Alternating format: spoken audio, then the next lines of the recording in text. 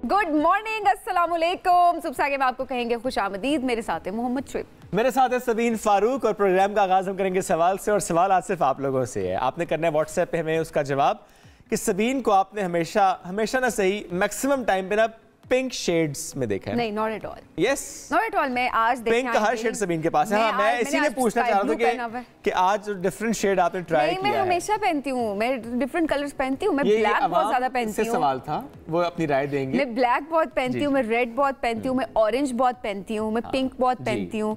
मैं तो सारे कलर्स पहनती हूँ। हाँ, रेड जो है ना वो भी उसी। ग्रीन हम नहीं पहन सकते, सिर्फ बाकी सारे कलर्स पहनती हूँ। नहीं, लेकिन ये रंग आपका बहुत डिफरेंट है। अच्छा, इसलिए मैं पूछना चाहता था अपने व्यूअर्स से कि ये रंग आपको कैसा लगा। तो ये रंग आपने वैसे क्यों नहीं पहना? क्योंकि हमेशा जब मैं जो कलर पहनती हूँ आपने कुछ ना कुछ मैच जरूर किया हुआ होता है। तो वो मैचिंग का तसलसल आज कैसे टूट गया? मेरे पास एग्जैक्टली सेम मैचिंग का कुर्ता था। रियली? तो मैं उस कुर्ते को अभी तक नहीं पहन पाया। क्यों? मेरी बेटी कहती बाबा ये ना पहने। क्यों? कहती बाबा ये कहती वो लड़कियों वाला रंग है। अच्छा, छोटे छोटे बच्चों को देखिए आजकल रंग। हालांकि मैंने तो रंग होता है। रंगों का कौन सा जेंडर होता है? ये थोड़ी होता है रंग जब आए थे बस यहाँ डाल दिया गया ना, ये दिमागों में डाल दिया हमारे से। ये रंग इसका सही बात है। वैसे मैं ये कहती हूँ कि जो लड़कियां हैं वो सारे कलर्स पहनती हैं और जो लड़के हैं उनके ऊपर ये पाबंदी क्यों लगा दी जाती है कि ये कलर पहन सकते हैं और मतलब सर्टेन कलर से सिर्फ वो पहन सकते हो जाता है। अब आप ऑरेंज पहन के आ जाए, लोग हंसना शुरू। ऑरेंज, एक लड़के ने ऑरेंज पहना था और फिर लोग सोशल मीडिया पर गले में ढोल लटका लो ऐसे। हाँ, ऐसे बहुत सारी चीजें हैं। Which is bad, it's wrong। चले फिर इसका मतलब है कि नेक्स्ट टाइम पहन लूं। आप जिस दिन आप पहनेंगे फिर मैं आपको ये शो याद करवाऊंगी कि इस दिन इनकरेज किया था मैंने आपको और आपने पहना, एंड यू हैव टू से थैंक यू। ठीक है, अब आप बताएं रंग कैसा लगा आपको। ठीक है जनाब, बढ़ते हैं आगे प्रोग्राम में और बात करते हैं मौसम की तबाही की बात भी कर लेते हैं और अपडेट क्या है उस पर भी बात करते हैं। केपी, पंजाब, सिंध बारिशें हुई हैं और बलूचिस्तान में बारिशों के बाद जब तबाही की हम बात करते हैं तो मुख्तलिफ हादसा जो रिपोर्ट हुए हैं अब तक की खबरों के मुताबिक जो 15 अफराद हैं वो जाम भाग हुए हैं। बादल खूब वहाँ पर बरसे हैं। हब की बात करें, ये भी ज़ाहिर इलाका है बलूचिस्तान का टुवर्ड्स कराची, यहाँ पर भी मूसलाधार बारिश हुई है। ठट्ठा साहिली इलाके, यहाँ पर भी बादल बरसे हैं।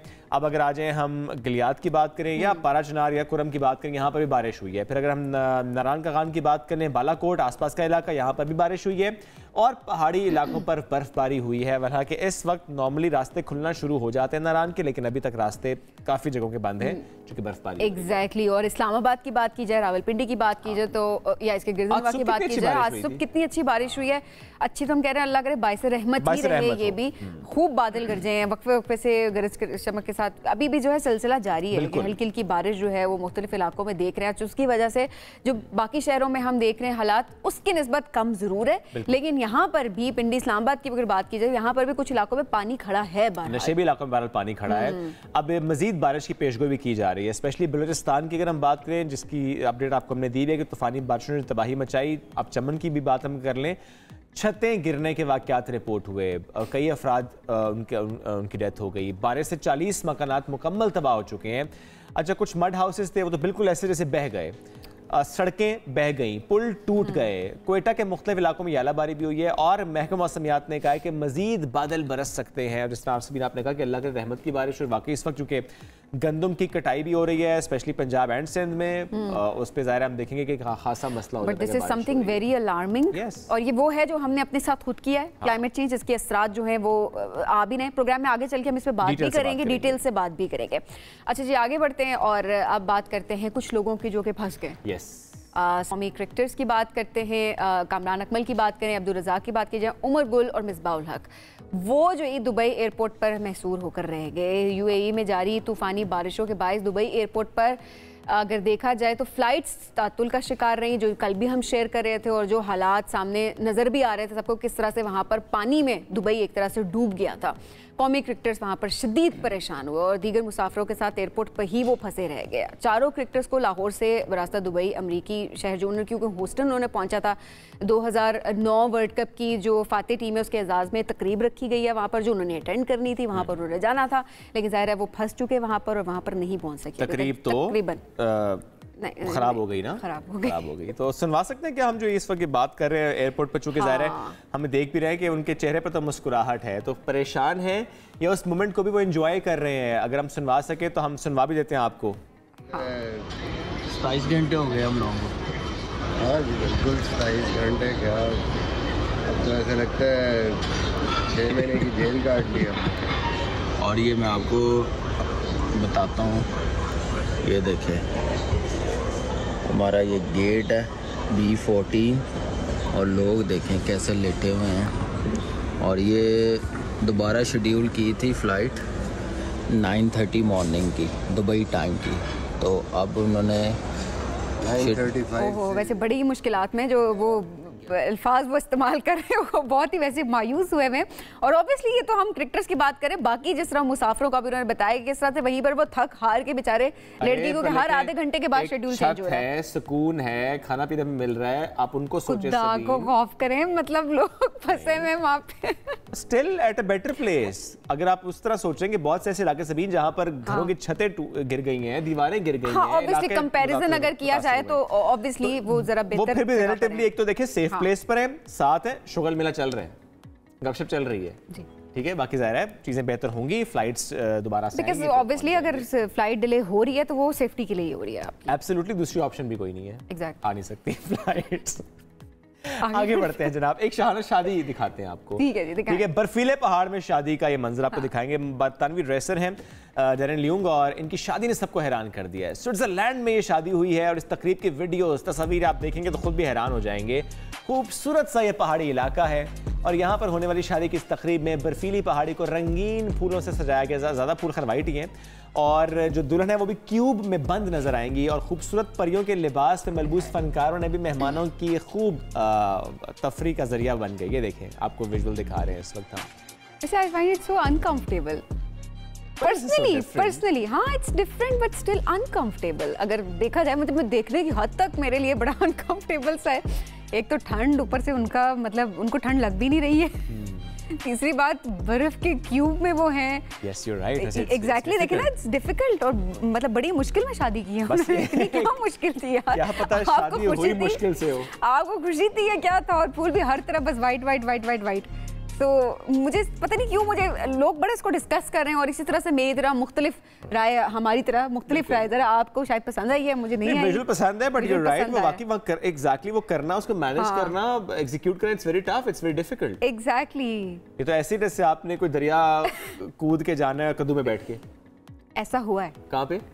ऐसा ऑस्ट्रेलिया में हुआ है। अच्छा। सबसे बड़ा जो कद्दू है उसमें बैठकर शहरी ने दरिया का सफर तय किया। ओह वाओ, ठीक है जी। विजुअल दिखाते हैं आपको, यानी कद्दू को बनाया उन्होंने कश्ती। हाँ, और दरिया को कर लिया अबूर। वाओ, ये देखें जी, इस वक्त आपको दिखा रहे हैं कि किस तरह से इन्होंने 408 किलोग्राम का कद्दू लिया और उसको कश्ती बनाई और कश्ती बनाकर उसमें उन्होंने दरिया अबूर किया और वो सफर उन्होंने तय किया। तो ये कद्दू का वजन था या सवारी के साथ वजन था? ये कद्दू का वजन था जो मैंने आपको बताया। सवारी के साथ वजन तो अब सवारी से पूछना पड़ेगा कि उनका कितना वजन है।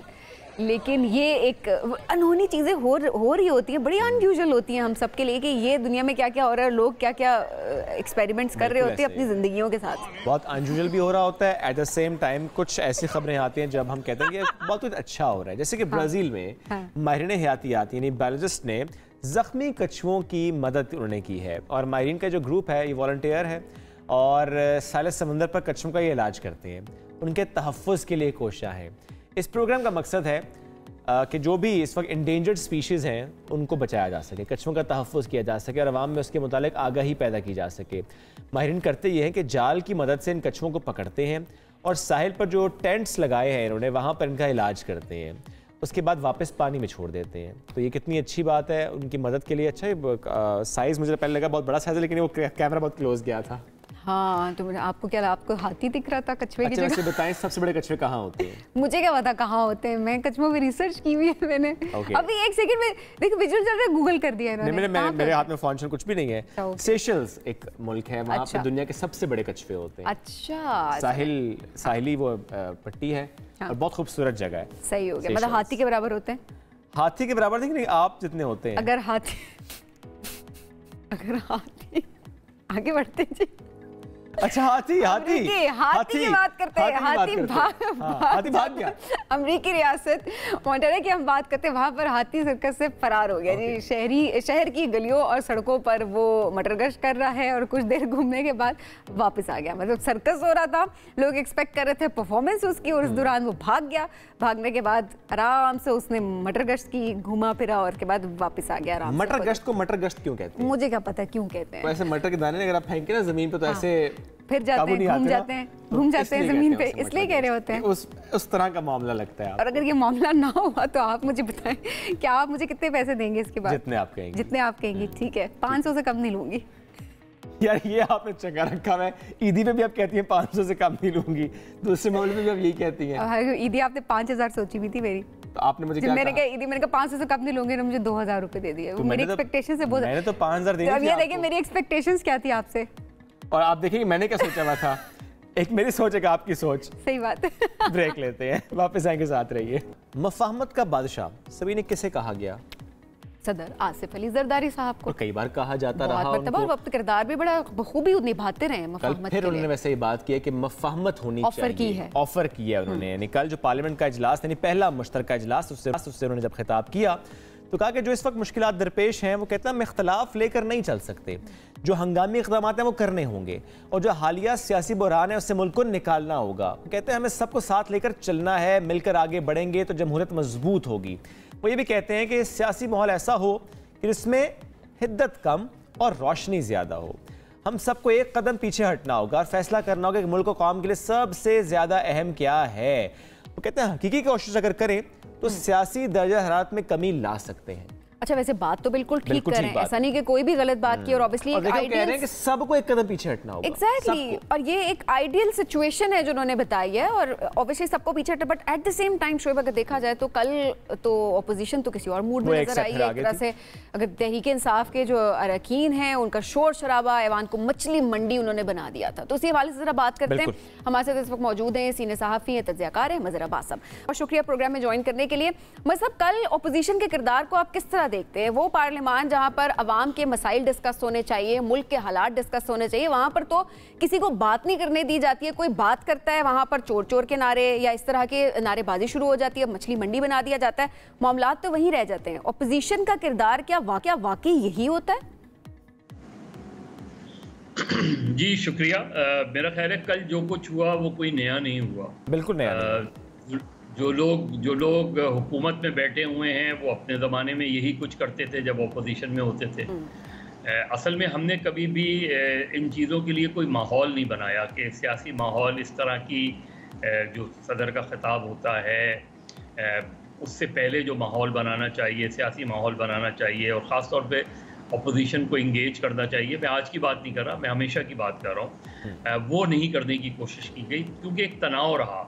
एक वक्त ऐसा भी था कि इस मुल्क में जो सदूर रहे वो ख़ुद बहुत मुतनाज़ा थे।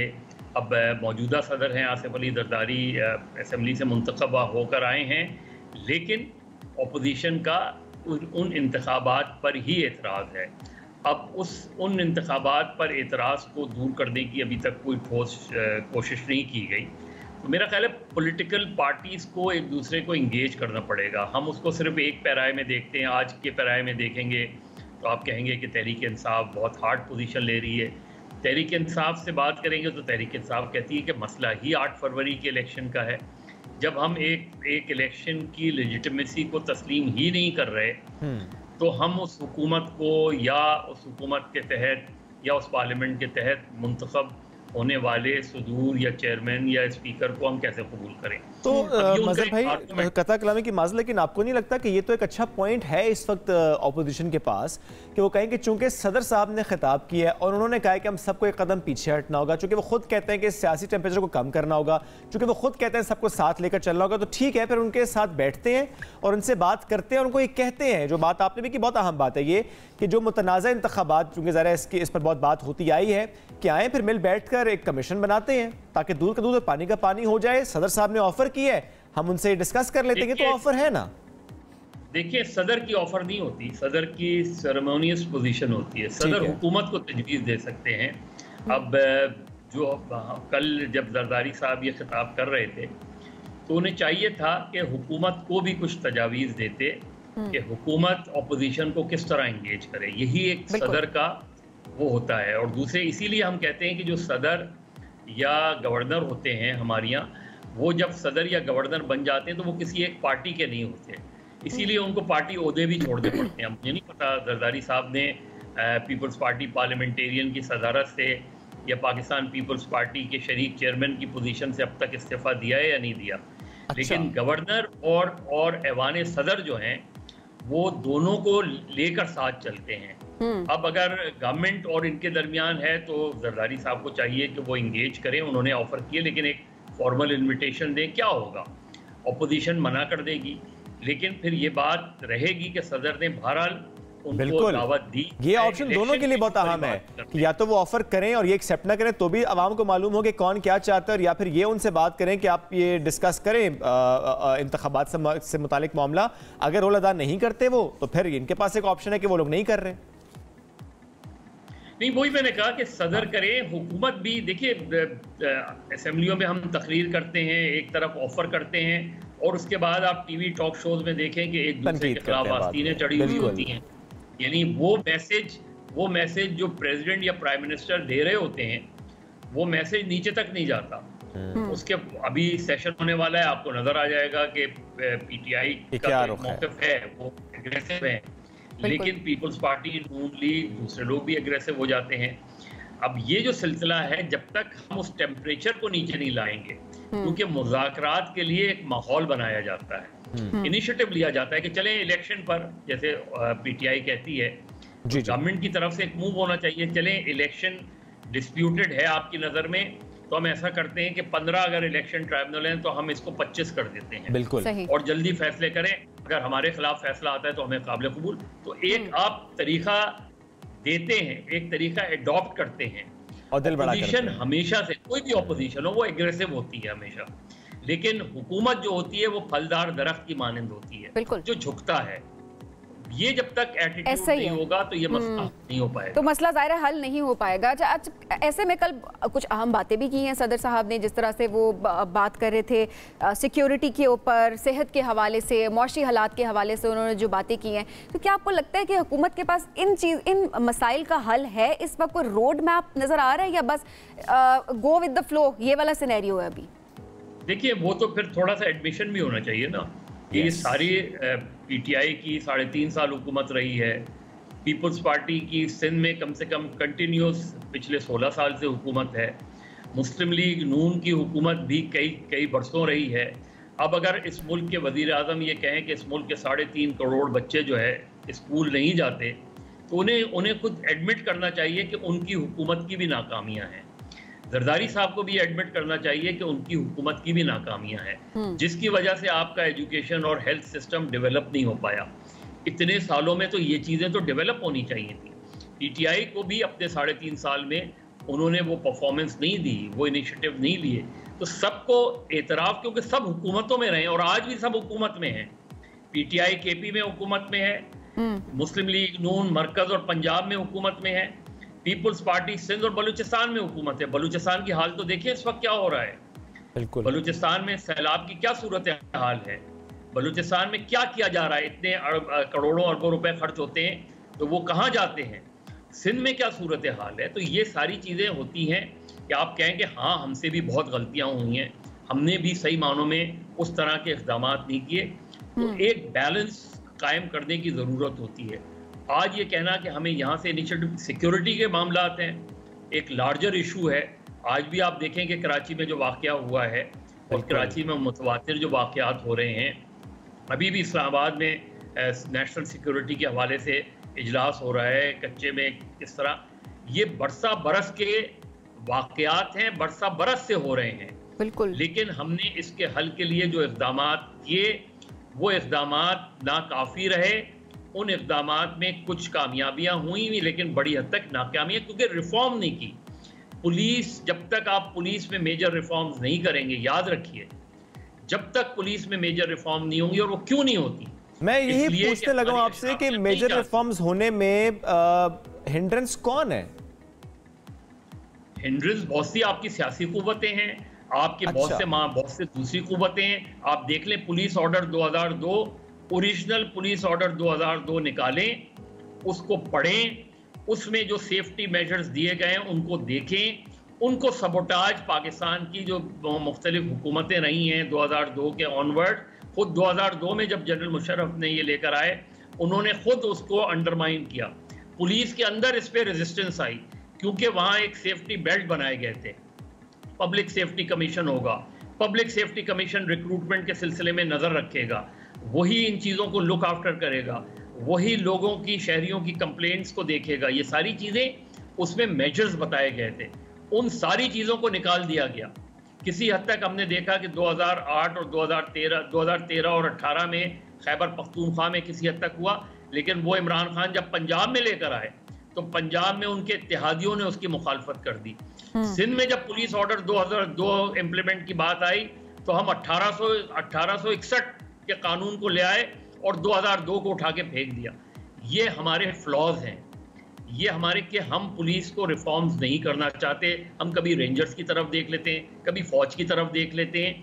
ये सिर्फ बहुत ही इमरजेंसी हो, बहुत ही हाई प्रोफाइल केसेस हों, कई टेररिज्म के बहुत ज़्यादा वाक़यात हों, उसमें आप बहुत ही टेम्पररी पीरियड के लिए लाते हैं। ये मज़ा साहब बड़ी इंपॉर्टेंट बात आपने की। 89 से रेंजर्स है कराची के अंदर जी, मुझे बताएं 89 से। कुछ कहते हैं पावर नहीं है, जब पावर है तो उसके बाद भी क्या 4 कराची में ऑपरेशन हो चुके हैं 92 से ऑनवर्ड्स। तो मेरा उस कहने का मतलब ये है कि जब तक आप पुलिस में, और पुलिस पॉलिटिसाइजेशन हो गई है, पुलिस की इतनी ज़्यादा हो गई है कि पुलिस को अब उसी पर्सपेक्टिव में देखा जा रहा है। लेकिन आपके मसले का हल एक अच्छी, पायदार, जानदार, मेरिट पर बुनियाद और लोकलाइज पुलिस की ज़रूरत है शहरों में। तो ये जब तक आप नहीं करेंगे तो आप मसले को हल नहीं देंगे। कच्चे के जितने ऑपरेशन हुए हैं कच्चे के अंदर, क्या रिजल्ट्स आए हैं कच्चे, और एक नया ऑपरेशन उसका भी प्लान हो रहा है अभी कच्चे में। नहीं, वो अब प्लान करें, बिल्कुल प्लान करें, अच्छी बात है प्लान करें, लेकिन ये कच्चे के उसमें, लेकिन कच्चे में ऑपरेशन जरा पक्का होना चाहिए। आज भी कच्चे के इलाकों में दूसरे सूबों के मग़वी मौजूद हैं। बिल्कुल। आज भी शहरों में असला जो आता है वो कहाँ से आता है? वो इन्हीं रास्तों से तो आता है, लैंड रूट से आता है या सी के जरिए आता है। जब तक आप तरसील को नहीं रोकेंगे असले की, कराची में इस वक्त भी कम से कम 10 से 15 लाख जो है वो प्रोहिबिटेड असला मौजूद है। क्या हुआ है डीवेपनाइजेशन के सिलसिले में? कोई पॉलिसी बनाई गई है डीवेपनाइजेशन के सिलसिले में? हालांकि ये बहुत अहम बात है आपकी कि वो जो एंट्री पॉइंट्स हैं उसको देखा जा सकता है, एक जरा हब का रास्ता, दीगर और रास्ते, इन रास्तों पे तो चेकिंग करना इतना मुश्किल नहीं है। और इन शॉर्ट ये वाली चीज भी है कि अगर करना चाहे तो किया जा सकता है, लेकिन जैसा आपने बताया, ये मैं आप दोनों को बताऊं, जो कराची में मोबाइल छिनते हैं सबको पता है मोबाइल कहाँ जाते हैं। बिल्कुल सही बात है। कराची में जो गाड़ियां छिनती हैं सबको पता है कहाँ खुलती हैं। जो गाड़ियां ले जाई जा रही होती हैं वो बलूचिस्तान जाती हैं। कहाँ से जाती हैं?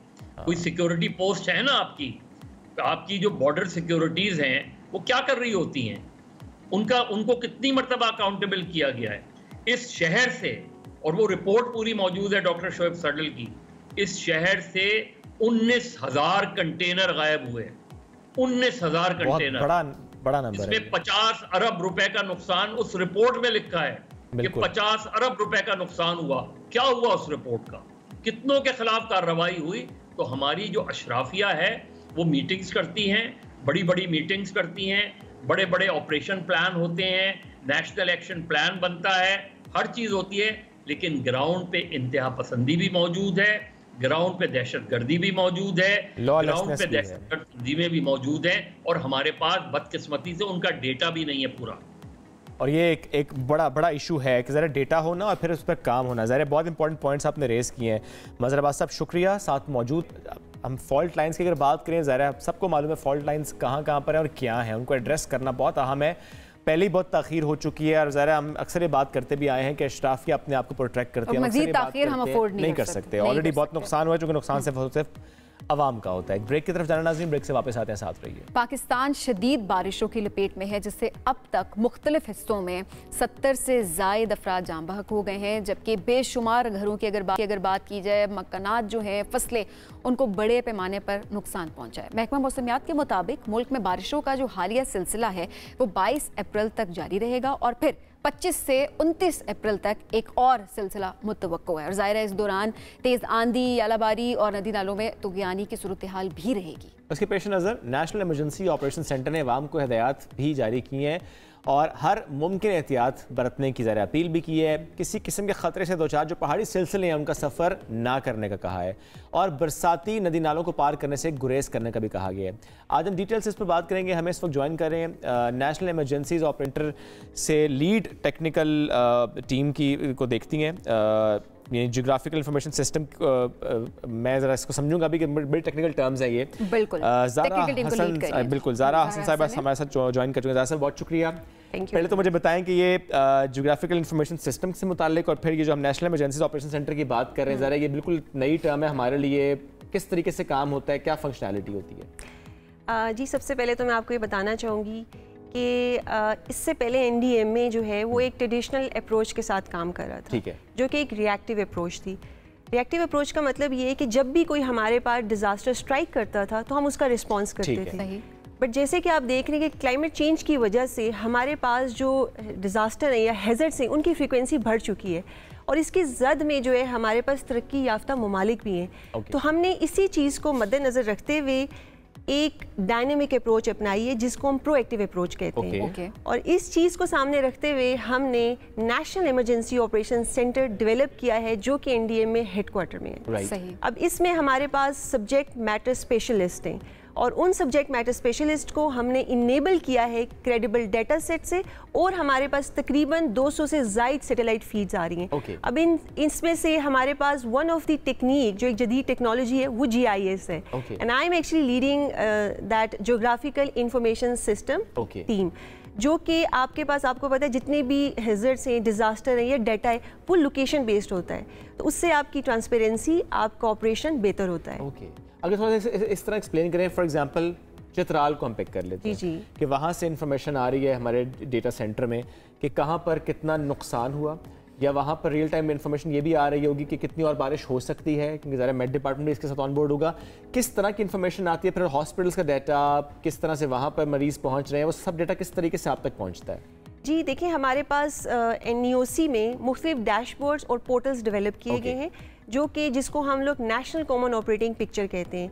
नेशनल कॉमन ऑपरेटिंग पिक्चर में हमारे पास 150 से ज़ायद जो हैं वो GIS डाटा सेट्स हैं, जिसमें हॉस्पिटल्स भी है, जिसमें हमारे पास पॉपुलेशन भी है, सेटलमेंट्स भी है, रोड्स का डाटा भी है। अच्छा जी, इसके साथ साथ हमारे पास जैसे कि मैंने आपसे कहा है हमारे पास ग्लोबल फीड्स और सैटेलाइट्स आ रहे हैं, सही इमेजेस आ रहे हैं, यानी कहीं रोड टूट गई है, पुल टूट गया तो फौरन से इमेज आ गया। जी, इसके अलावा जो आप पिक्चर्स के अलावा हमारे पास सैटेलाइट्स का डाटा भी आ रहा है जो कि बहुत ऑथेंटिक होता है, बहुत क्रेडिबल होता है और दुनिया डिटेल्ड भी होता है। जी बिल्कुल, नासा और जो भी आप मुख्तलिफ ममालिक जो तरक्की याफ्ता हैं वो यही अप्रोच लेके काम कर रहे हैं। तो ये GIS का मेन पर्पस ये होता है और चित्राल क्या, हम दुनिया की किसी भी कम्युनिटी लेवल पे आप उस डैशबोर्ड की मदद से इंफॉर्मेशन मालूम कर सकते हैं। अच्छा, वैसे अभी इस साल की अगर बात की जाए तो जो नुकसान हुआ है बारिशों के हवाले से, क्या डाटा आप लोगों के पास मौजूद है? जी, हमारे पास जो बारिशों की सिलसिले की वजह से जो अभी तक नुकसान हुआ है वो 70 से ज़ायद जो हैं वो अमवात हो चुकी हैं और 21 से ज़ायद जो है हमारे पास हाउसेस डैमेज हो चुके हैं, जिसमें पार्शली और फुली हैं। ये अक्रॉस द कंट्री हमारे पास डाटा सेट मौजूद है और हम इसको कंटिन्यूसली अपडेट करते हैं और मॉनिटर करते हैं। अच्छा, जब डाटा आ जाता है तो फिर आप लोग क्या करते हैं? चूँकि आपने कहा ना कि पहले थी प्रोएक्टिव अप्रोच, लेकिन अब चूँकि पहले से मालूम होता है कहाँ पे खुदा न खास्ता कितनी बारिश है, कितना तूफान, जिस तरह अभी भी चंद दिन से ये खबरें आ रही हैं कि ग्लेशियर्स फट सकते हैं, तो जो डेटा आ रहा है आपके पास पहले से, आप लोग फिर किस तरह से डिपार्टमेंट्स को हिदायत जारी करते हैं ताकि एक अप्रोच ली जा सके? जी, यहाँ पे मैं आपके सवाल के जवाब में सबसे पहले जब NEOC की डेवलपमेंट हुई थी, यहाँ पर मैं एक सक्सेस स्टोरी शेयर करना चाहूँगी। आप लोगों ने साइक्लोन बाइपरजॉय का नाम सुना होगा जो लास्ट ईयर हुआ था। इसी डाटा सेट की मदद से, इसी एक्सपर्ट टीम की मदद से हमने जब बहरे अरब में जो है लो प्रेशर डेवलप हुआ था तो हमने उसका एनालिसिस करना शुरू कर दिया था, हमने उसकी ट्रेजेक्ट्री मॉनिटर शुरू कर दी थी। और हमने ये सारा एनालिसिस, ये इंफॉर्मेशन जो भी PDMS थे, सूबा सिंध था और जो कंसर्न डिपार्टमेंट्स थे उनके साथ शेयर की थी, जिसकी वजह से हमारी कैजुअल्टीज़ नील थी। तो this was one of the success story of this NUAC। आपने इतना बेहतर मॉनिटर किया और पहले से इदारों को बताया, फिर लोगों को सेंसिटाइज किया और चीज़ें बेहतरी की तरफ गई। That's very nice. और अभी अगर हालिया बारिशों की बात करें, अभी कहा जा रहा है कि अभी 2 सिस्टम्स की हम बात करें। एक ऑलरेडी जो सिस्टम है ये वही सिस्टम जो कि गल्फ में तबाही मचा कर आया, दूसरा एक और सिस्टम आ जाएगा। अब ऐसे में आप लोग क्या कर रहे हैं, किस तरह से हिदायत जारी कर रहे हैं, कहाँ कहाँ पर ज़्यादा ख़तरा हो सकता है? जी, अभी जो हमारे पास हालिया जो मौसमी सिस्टम एंटर हुआ है पाकिस्तान में, उसमें हमारे पास जो सदरन बलूचिस्तान और जो खैबर पख्तूनख्वा है उसके जो इलाके हैं, कुछ मकामात हैं जो कि इसकी जद में आ सकते हैं। अगर आप बलूचिस्तान की बात करेंगे, उसमें हमारे पास पशीन है, गवादर है, तुरबत है, ये वो इलाके आते हैं जहाँ पर हमारे पास बरसाती नदी नाले जो हैं वो बन जाते हैं और उसमें तुग़यानी का ख़तरा होता है। सही है। तो इसी तरह अगर खैबर पख्तूनख्वा में बात करें तो दरियाई काबुल की हद में जितने भी ज़िले हैं, जिसमें चारसदा, नौशहरा जो हैं वो इसकी हद में आ सकते हैं और वहाँ पर हमारे पास जो है वो लोकलाइज फ्लडिंग का खतरा हो सकता है। अभी से आप लोगों ने बता दिया और इसके लिए काम शुरू हो गया? जी जी, मैं आपको यहाँ ये ज़रूर बताना चाहूँगी कि अभी तक जितने भी सिलसिले इस साल में बारिशों के दाखिल हुए हैं, NDMA ने उसकी टाइमली पेशन गोई की है और वो इन्फॉर्मेशन जो है 70 लोगों की जान चली गई है। 70 से ज़ायद। बिल्कुल, अभी मैं आपको बताऊं, ये तो अगर ये इन्फॉर्मेशन ना जाती तो ये रेट शायद इससे भी ज़्यादा होता। तो इंशाल्लाह हम लोग प्रिपेयर्ड हैं। जो मानसून है, जो आगे सिलसिले आने लगे, उसके लिए भी हम प्रिपेयर्ड हैं और हम लोग कंटिन्यूसली कांटेक्ट में हैं जो हमारे पास PDMS हैं और जो हमारे पास DC लेवल पे जो इंफॉर्मेशन सेंटर्स हैं उनके साथ। चलें, ऑब्वियसली इससे जाहिर सी बात है कि किस तरह से आप नुकसान तो आता है, अगर नेचुरल डिजास्टर है तो नुकसान तो मिनिमाइज कर दें किसी तरीके से, बहुत अच्छी बात है। अच्छा, वैसे इससे पहले भी सिचुएशन आप लोग क्योंकि मॉनिटर भी करते आ रहे हैं, क्या ऐसे ही आपने देखे हालात जो कि इस साल नज़र आ रहे हैं? जिस तरह अप्रैल की बात की जाए, किस तरह से बारिशें हो रही हैं अभी और किस तरह से नुकसानात हो रहे हैं, तो क्या पहले भी ऐसा हुआ है या फिर ये अचानक से क्लाइमेट चेंज के असरात इतने ज़्यादा होना शुरू हो गए? जैसे कि मैंने पहले भी कहा है कि ये बेसिकली क्लाइमेट चेंज का जो फिनोमेना है ये बहुत एराटिक बिहेवियर है इसका। ये अगर आप 6 महीने पहले भी एक प्रेडिक्शन करते हैं या साल पहले भी करते हैं, बट अगेन वो क्लाइमेट चेंज का फिनोमेना इतना कॉम्प्लेक्स हो चुका है, अनप्रेडिक्टेबल है। बिल्कुल, you can predict it to some extent but it is a very erratic in nature. तो उसकी जो तब्दीली है ये कंटिन्यूसली आपको मॉनिटर वॉच करनी पड़ती है। तो हम लोग NEOC में कंटिन्यूसली जो हमारे एक्सपर्ट्स हैं, जो मेट टीम है, जो क्लाइमेटोलॉजिस्ट हैं हमारे पास, वो कंटिन्यूसली इसको मॉनिटर कर रहे हैं। और हम ये इन्फॉर्मेशन जो है वो डिफरेंट सोशल मीडिया के प्लेटफॉर्म में और एडवाइजरी की सूरत में जो है वो लोगों के साथ शेयर करते जा रहे हैं। अच्छा, एडवाइजरी के बावजूद हम देखते हैं कि बहुत से ऐसे सियाहती इलाके जहाँ लोग पहुँचे हैं और देखें टूरिस्ट फंसे हुए हैं। चलो लोकल्स तो हैं चूँकि वो रहते हैं बेचारे वहीं पर हैं, उनके पास दूसरी ऑप्शन उस तरह से नहीं होती, लेकिन जो ट्रैवल कर रहे हैं जिनको शायद ये तो मालूम नहीं था, आपने खुद का एडवाइजरी जारी की थी, इसके बावजूद अगर लोग वहाँ पहुँच जाते हैं, जिम्मेदार कौन होता है इसका?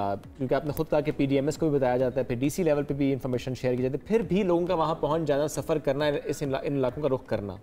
जी, सबसे पहले तो मैं ये समझूंगी कि ये एक इंडिविजुअल की रिस्पॉन्सिबिलिटी है कि जब भी वो कहीं पे भी अपनी मूवमेंट करते हैं, स्पेशली जो सियाह और मुसाफिर हैं, जब वो पहाड़ी इलाकों का रुख करते हैं तो उनको चाहिए कि वो गैर ज़रूरी जो नकलो हरकत है उसे अवॉइड करें। बिल्कुल ठीक है। और नॉर्मली भी आप, आई होप आप सब लोग भी जो वेदर अपडेट्स लेते होंगे, वेदर अपडेट लेके ट्रैवल करना चाहिए, बहुत अहम बात है। ज़रा से बहुत शुक्रिया, साथ मौजूद थे नाज़रीन। ब्रेक की तरफ बढ़ना, ब्रेक से वापस आते हैं, साथ रहिए। सोशल मीडिया प्लेटफॉर्म X किसी के लिए वाकई X हो चुका है, लेकिन किसी के लिए नहीं भी उसको ट्रीट वैसे X की तरह किया जा रहा है। नहीं, हुकूमत के लिए ये नहीं हुआ, अच्छा, लेकिन अवाम के लिए हो गया। डिसोन भी तो कर दिया ना एक तरह से। हुकूमत तो ये भी कह रही है, जो एप्लीकेशन दी गई है उसमें ये भी कह रहे हैं रजिस्टर्ड नहीं है पाकिस्तान में। बाकी कौन से रजिस्टर्ड है? कोई भी नहीं है। अच्छा, इसमें एक ट्वीट में और दिखाना चाहूंगा आपको। खारा साद रफीक साहब, हुकूमत के अंदर से बात हो रही है। हाँ ठीक है, हुकूमत में तो खैर वो नहीं है, मतलब हुकूमती जो बेंचेस पे बैठे हैं उनके काफी करीबी हैं, करीबी कुर्बत है। तो वो कहते हैं जी कि ये देखें ट्वीट आपको दिखा रहे हैं, पाबंदी खत्म की जाए। वो कहते हैं निगरान दौर में लगाई गई इस पाबंदी का कोई जवाज नहीं है, कोई फ़ायदा भी नहीं हुआ और जग हंसाई से बचा जाए। सियासत का मुकाबला सिर्फ सियासत से होगा। अब इसमें क्या कहना चाहते हैं? वो कहना चाह रहे हैं कि जो बंद हुआ है ना, वो सियासी मकसद के लिए बंद हुआ है।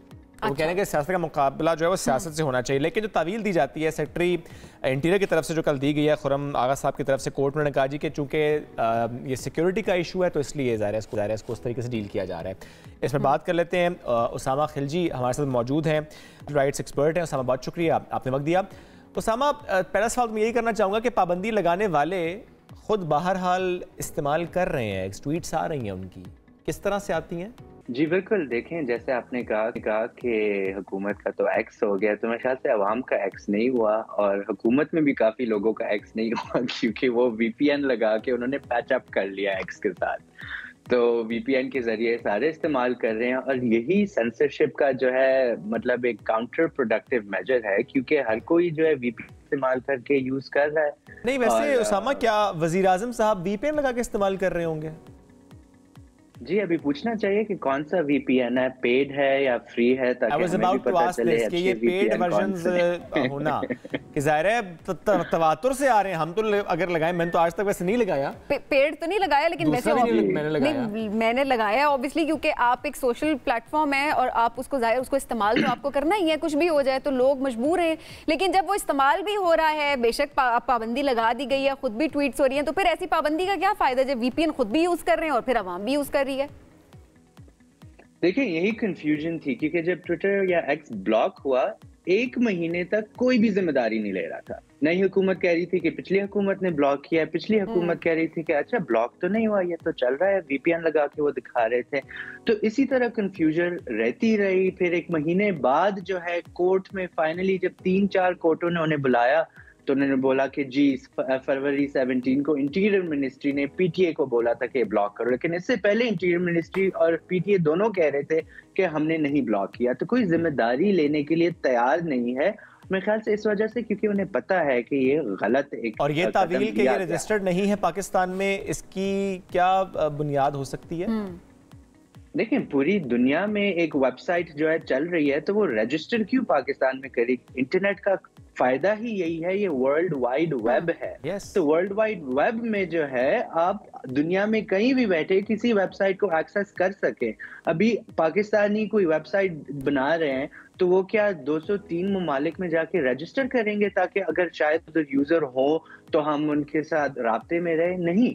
और हुकूमत के राब्ते जो है इन कंपनियों के साथ वैसे भी होते हैं, इनके दफातर होते हैं दुबई में, इनके दफातर होते हैं सिंगापुर में, दीगर ममालिक में, और इनका राब्ता होता है। तो ऐसी कोई बात नहीं है। और ये रिक्वेस्ट भी भेजते हैं इन कंपनीज को, इन कंपनीज इन रिक्वेस्ट के साथ कंप्लाई भी करती है। मेरे ख्याल से नाराजगी ये होगी कि हुकूमत ज्यादा सेंसरशिप करना चाहती है, सोशल मीडिया पे लोगों की आवाज दबाना चाहती है। जब कंपनी जो है इनका साथ नहीं देती लोगों की आवाज दबाने में, तो ये फिर आर्म ट्विस्टिंग के लिए उनको ब्लॉक कर देते हैं। टिकटॉक के साथ भी यही हुआ था, 3-4 बार टिकटॉक को ब्लॉक किया गया 2020-2021 में। फिर टिकटॉक को जो है दबा के उन्होंने कहा अच्छा आप कितने यूजर हैं तो आप हमारी बात माने, हम जो सेंसरशिप आपसे मांग रहे हैं वो करें, तो फिर हम आपको जो है मुल्क में आने देंगे। तो इस तरह से काम नहीं चलता। ऐसे में देखिए पाकिस्तान को, अवाम की बात करें, पाकिस्तान के इमेज की बात करें, उसको कितना नुकसान पहुंच रहा है। एक तरफ ये होती है दूसरे मुल्क में, वहां पर इनके ऑनर्स को बुला लिया जाता है, एक अच्छे तरीके से ट्रीट किया जाता है, ऑब्वियसली उससे कोलैबोरेशंस बढ़ रही होती हैं। कोई पत्थर के दौर में तो हम रह नहीं रहे कि आप एक चीज है वो अगर आपकी मर्जी के मुताबिक नहीं हो रही है या आप उसके कुछ गलत होता देख रहे हैं तो आप उसके ऊपर पाबंदी आयद कर रहे हैं, ना कि ये कि आप उसमें रिफॉर्म्स लेकर आए और आप उसको किसी तरह से अकाउंटेबल ठहराएं। अगर लोग ऐसा कर रहे हैं तो आप ऐसे लॉज लेकर आए, या लॉज ऑलरेडी एग्जिस्ट भी करते हैं उनकी इंप्लीमेंटेशन करें। लॉज बहुत ज्यादा हैं बिल्कुल, और इंप्लीमेंटेशन भी लॉज की हो रही है, लेकिन सिर्फ अपनी मर्जी से हो रही है। इनके खिलाफ आप बात करें 1 मिनट में FIR दर्ज हो जाएगी, FIA एक्शन में आ जाएगा, बंदे को अरेस्ट भी कर देंगे, जेल में भी डाल देंगे। तो इम्प्लीमेंटेशन की मैं ये नहीं समझता कि इम्प्लीमेंटेशन नहीं है, इम्प्लीमेंटेशन गलत तौर पे है। और इम्प्लीमेंटेशन की जो नीयत है वो सियासी बुनियाद की है, जिस तरह शुरू में आपने भी फरमाया, और जो सियासत की वजह नहीं उसामा, मैंने नहीं कहा, मैंने कहा साद रफीक साहब ने कहा, मेरे तो ना पाओ। बिल्कुल आपने जो कोट किया, चलिए कोई बात नहीं, आपने भी कह दिया, डरे नहीं। सच तो यही है, सच ही बोलते हैं ख्वाजा साहब भी। बिल्कुल बिल्कुल। अच्छा, ऐसे में उसामा अगर हम बिजनेसेस की बात करें, अब जाहिर है सोशल मीडिया प्लेटफॉर्म्स पे कितने बिजनेसेस लोग रन कर रहे हैं। हमारे मुल्क की अगर बात की जाए तो ऑलरेडी हम कहते हैं कि अनएम्प्लॉयमेंट है, लोगों के पास इतने मौके नहीं। वहाँ पर हमारे नौजवान खुद जो है वो अपने लिए मौके तलाश करते हैं इन्हीं प्लेटफॉर्म्स पे जाके। अब ऐसे में उनको मद्देनजर ना रखना, ना उनके लिए कोई अपॉर्चुनिटीज़ आप क्रिएट कर रहे हैं, ना किसी किस्म की उनके लिए आप कोई आसानियाँ लेकर आ रहे हैं, और फिर जाहिर है ऐसे में उनके बिजनेसेस बंद हो जाना, ये इस नुकसान को आप किस तरह से देखते हैं? जी बिल्कुल, माशी नुकसान बहुत ज़्यादा है। देखिए, पाकिस्तानी जो फ्रीलांसर्स हैं वो दुनिया के बेहतरीन फ्रीलांसर्स में माने जाते हैं। घर बैठे वो जो है और लोगों के लिए भी मौके पैदा कर रहे हैं आमदनी के, और अपने लिए भी। लेकिन जब आप इंटरनेट को बंद करते हैं, जो हम देखा इलेक्शन के दिन हुआ, पिछले साल मई में इंटरनेट 4 दिन बंद रहा, तो हम देखते हैं कि फ्रीलांस की जो वेबसाइट्स होती हैं उसमें नोटिस आता है कि पाकिस्तान में फ्रीलांसर मौजूद है, वहाँ इंटरनेट नहीं काम कर रहा, हमें नहीं मालूम कब तक काम करेगा, तो आप इनसे जो है अभी काम ना लें क्योंकि शायद ये जवाब ना दे सके। इसके अलावा जब ट्विटर जैसी वेबसाइट्स ब्लॉक होती है तो आप एक अनसर्टेन रेगुलेटरी एनवायरनमेंट का सिग्नल पूरी दुनिया को दे दें, क्योंकि आप कह रहे हैं मुझे तो नहीं पता ब्लॉक है या नहीं ब्लॉक, किसने ब्लॉक किया, कब खुलेगा, कुछ मालूम नहीं है। तो बाहर से अगर लोग इन्वेस्ट करना चाहते हैं इस मुल्क में, तो वो उन्हें इस तरह का एनवायरनमेंट मिले, वो कहेंगे चले हम इंडिया, बांग्लादेश या कहीं और चले जाते हैं, फिलीपींस चले जाते हैं, जहाँ हमें सर्टेनिटी है इंटरनेट की, रेगुलेटरी एनवायरनमेंट की।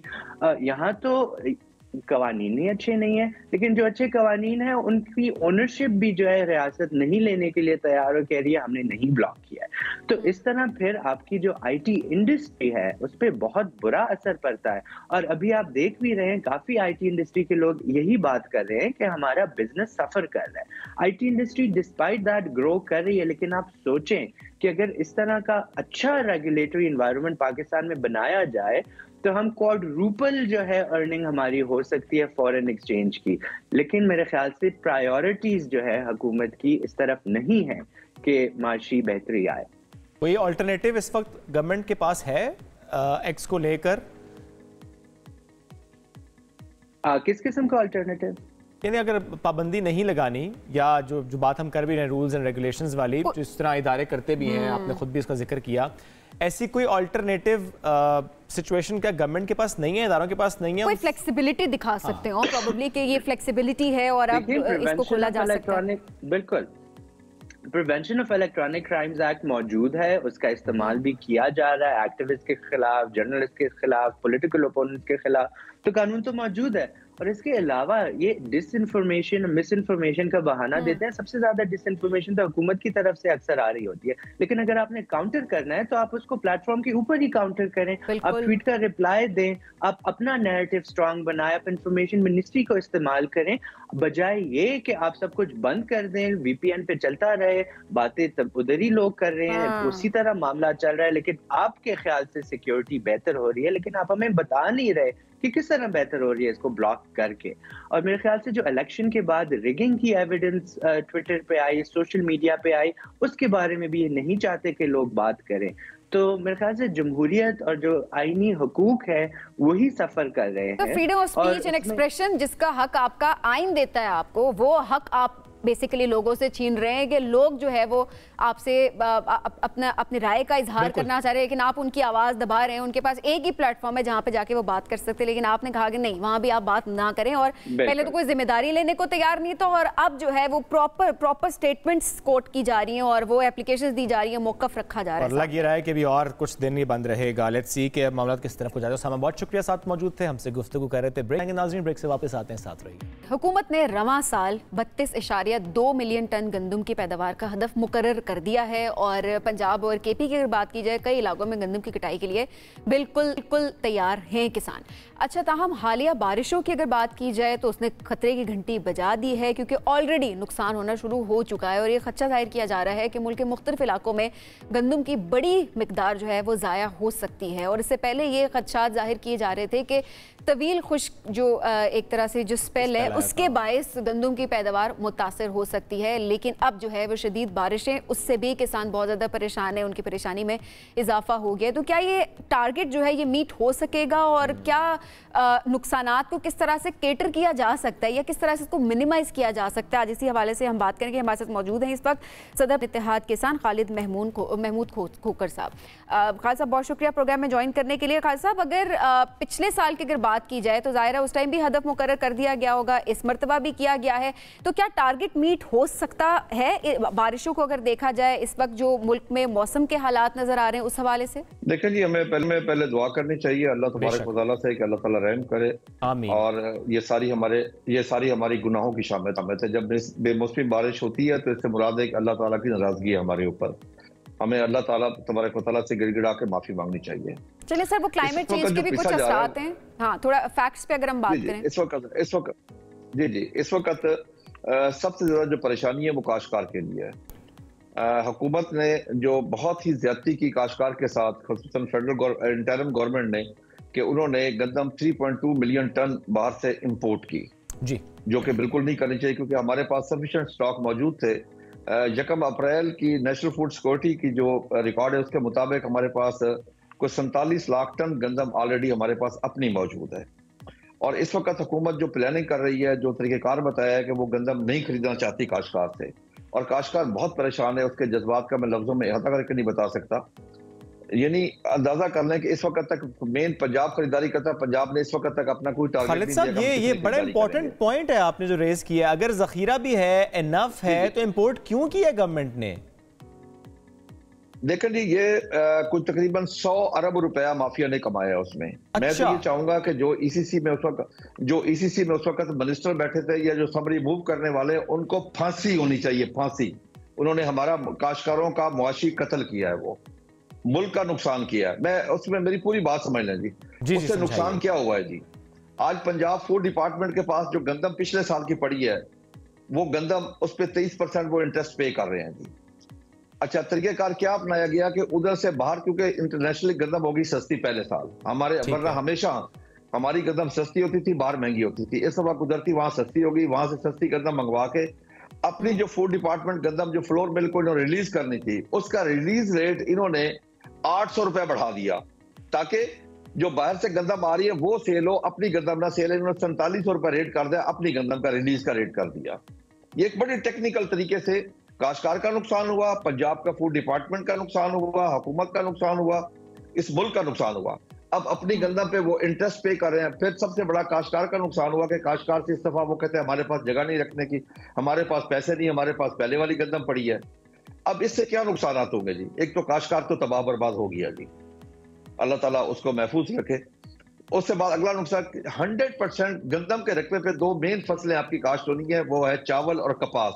बिल्कुल। अगर गंदम के काश्तकार के पास पैसे नहीं होंगे, उसके पास पैसे नहीं आएंगे, नहीं लगा पाएगा, अगली फसल उस पे खर्च नहीं कर सकेगा।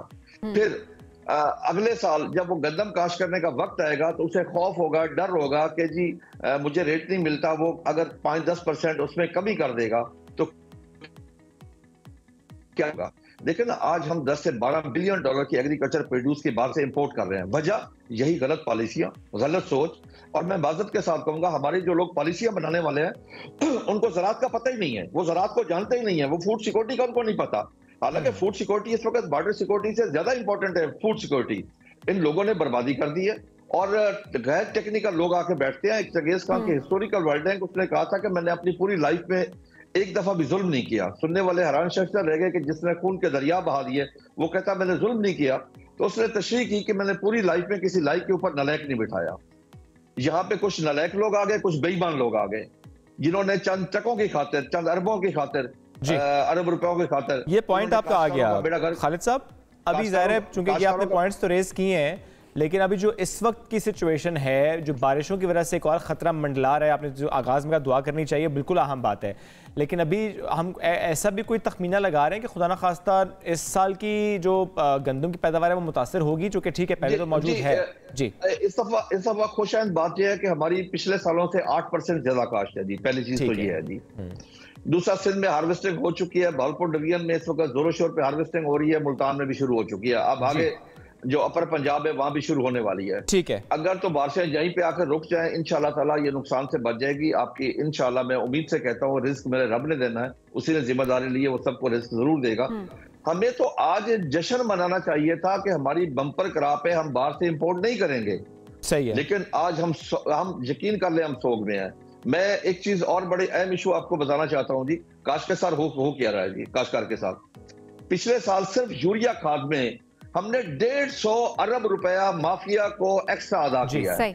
बदमाशी से, उन्होंने बदमाशी से हमसे लिया है। ठीक है, तो ये वो मसाइल हैं जो खालिद साहब आप सामने रखना, ऑब्वियसली हुकूमत को इस पर डिस्कशन जरूर करनी चाहिए। बहुत शुक्रिया हमें वक्त देने के लिए। इसी के साथ आज के प्रोग्राम से इतना ही, दोबारा मुलाकात मंडे को करेंगे। अल्लाह हाफिज।